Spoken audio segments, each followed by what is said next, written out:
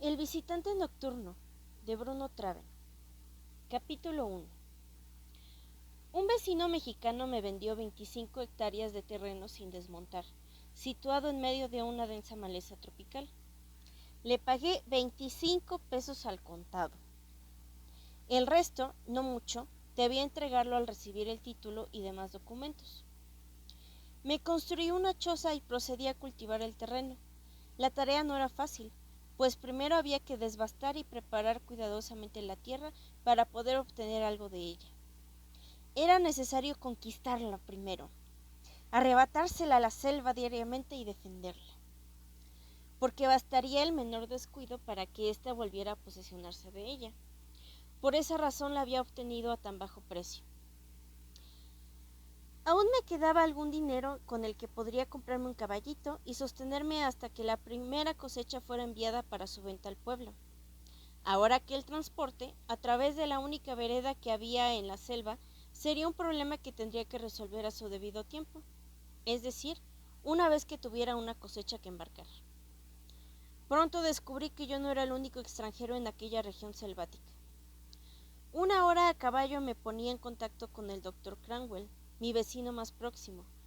Todos los demás habitantes de la región eran nativos, pero ninguno vivía a menos de 5 kilómetros de distancia de mi tierra. El pueblo más cercano, habitado por campesinos indígenas, estaba a 15 kilómetros y la estación del ferrocarril a 18. Cerca de ella vivían 2 norteamericanos con numerosa familia. Probaban su suerte cultivando unas tierras, comprando y embarcando carbón producido por los indios y explotando una tienda pequeña.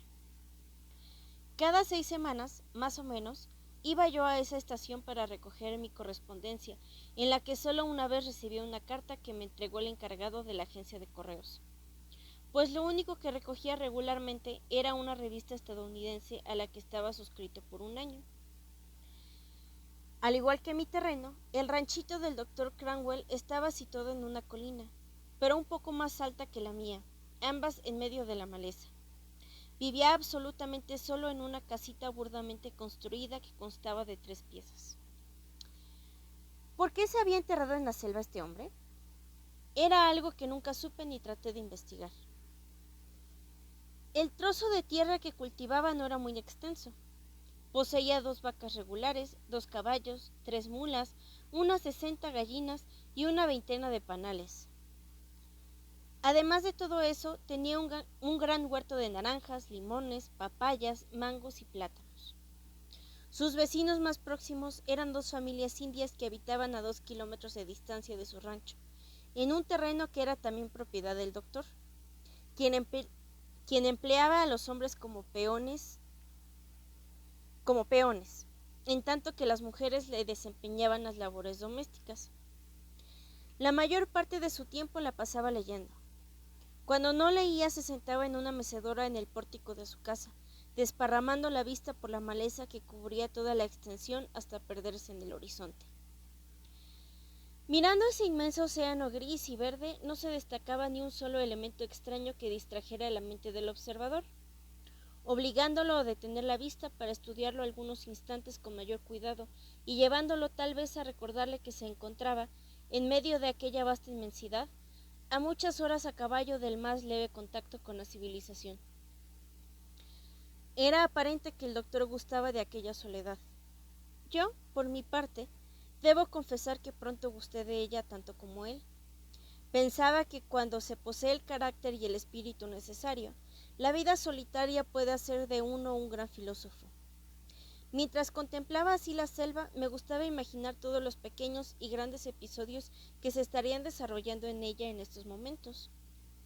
La selva no admite ni un momento de reposo en la eterna lucha por sobrevivir, creación y destrucción. Ante tal exuberancia, uno no puede sentirse desolado si siente a todo el universo en cada insecto, en cada lagartija, en el cantar de cada pájaro, en el susurrar de las hojas, en cada forma y color de las flores. No existe un solo momento en que la selva no le hable a uno, en sus distintas voces, de su constante evolución. Inevitablemente uno recoge su mensaje y este es que la vida tiene un solo significado. gozarla mientras dure y sacarle el mayor provecho posible, pues la muerte está dentro de uno desde el momento en que uno nace. Pero debo confesar también que no siempre gozaba yo con aquella soledad. Algunas veces pesaba sobre mí y trastornaba mis nervios y mi mente. Era algo así como ir absolutamente solo en un avión rodeado de nubes con el motor muerto y sin instrumentos para guiarlo a uno. O como estar sentado solo en un pequeño bote muy lejos de la costa, sin nada a la vista, ni un pájaro siquiera, únicamente el mar tranquilo a la hora en que la oscuridad se apodera rápidamente del crepúsculo. Ocurría que repentina y aparentemente sin causa particular, tenía la sensación de que toda la raza humana había desaparecido de la tierra, olvidando darme aviso de que me dejaba solo. Sabía que pensar así era una tontería, que eso no era posible. Sin embargo, lo sentía, y contra los sentidos no pueden los pensamientos. Era en ocasiones semejantes cuando montaba a caballo y me dirigía a ver al doctor simulando hacerle una visita de buen vecino. La verdad era que en esos momentos necesitaba yo ver una cara humana, oír una voz humana. Al saludarle, el doctor me decía algunas veces: «Tómese una taza de té conmigo». Otra se concretaba a decir: «¿Cómo le va con su tierra?». Después, ambos nos sentábamos en el pórtico a contemplar la inacabable selva. El doctor no era lo que puede llamarse un conversador. A menudo permanecíamos sentados durante varias horas sin que ninguno de los dos pronunciara una sola palabra. Parecía como que cualquier palabra humana sonaría hueca, intrascendente ante la grandeza de la naturaleza. Algunos humanos se enmudecen al encontrarse inesperadamente ante un árbol gigante o a la vista de una cortina de nubes que, barrida por el viento, deja al descubierto una montaña majestuosa cuya cima nevada se tiñe de rojo con los rayos del sol poniente. ¿Qué puede decir un hombre ante estas cosas? Se siente insignificante y débil. Lo asalta el vago temor de que al romper el encanto con su voz, un Dios todopoderoso lo castigue destruyéndolo. Sin embargo, algunas veces el doctor tenía deseos de conversar y me hablaba de lo que había visto, de lo que había observado y estudiado, de lo que pensaba en determinadas ocasiones cuando se hallaba perdido en la selva. Comenzaba sus relatos y repentinamente dejaba de hablar con claridad para iniciar una especie de balbuceo y detenerse después, de golpe, con la vista fija en la gran selva.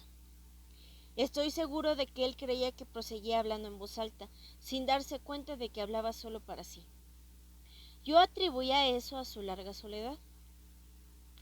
En cierta ocasión me dijo: ¿conoce usted esa laguna que se forma en tiempo de aguas al otro lado de la colina, cerca de aquella pradera? Bueno, pues ahí se encuentra un jacalito que ahora está casi por derrumbarse. Yo no sé quién lo construyó, quizá alguien con un asesinato en su conciencia. ¿Sabe? Una tarde pasé ahí a caballo. Desmonté como a 10 metros de distancia del lugar y me acerqué caminando para asomarme por el agujero que se supone que debe de ser la puerta. Y entonces yo. Al llegar a esa parte de su relato, el doctor hablaba muy despacio y bajo, tanto que sus palabras se volvían apenas audibles. Sin embargo, yo podía ver claramente que él continuaba contando su extraña aventura. Yo comprendía que él pensaba que yo lo estaba oyendo y nunca le aclaré que no podía distinguir ni una palabra de lo que me estaba diciendo. El relato de una historia tiene más valor cuando ésta ha sido vivida por uno mismo. En otras ocasiones empezaba: sí, como le estaba diciendo, era un día en que me encontraba yo en la parte más intrincada de la selva. Estaba casi oscuro, aunque el sol brillaba fuertemente en las copas de los árboles.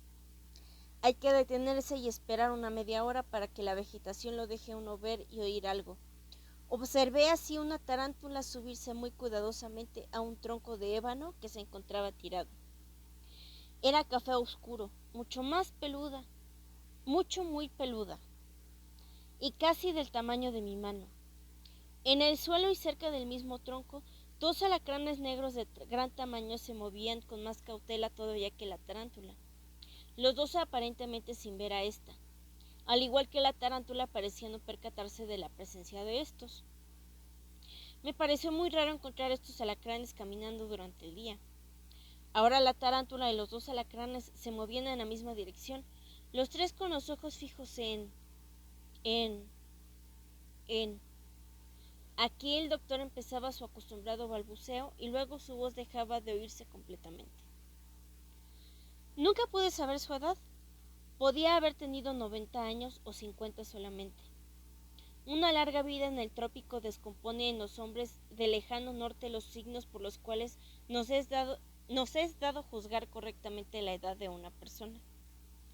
Así pues, mirando al doctor y no siendo posible leer su edad en su rostro, llegué a pensar que había muerto 20 años atrás, pero como no había tenido cerca a nadie que le recordara que estaba muerto hacía ya tan largo tiempo, permanecía vivo por el simple hecho de ignorar que había muerto. Pensaba yo que media hora después de que se percatara de ello, ocurriría algo fantástico ante mis ojos. Vería yo marchitarse su cuerpo hasta adquirir la apariencia de un hombre enterrado desde 20 años atrás, y cuyos restos, al ser tocados, podrían convertirse en cenizas, y éstas desaparecer también.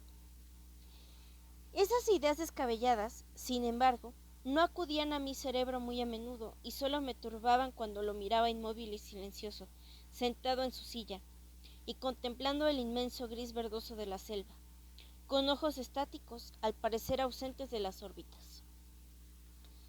Fin del capítulo 1.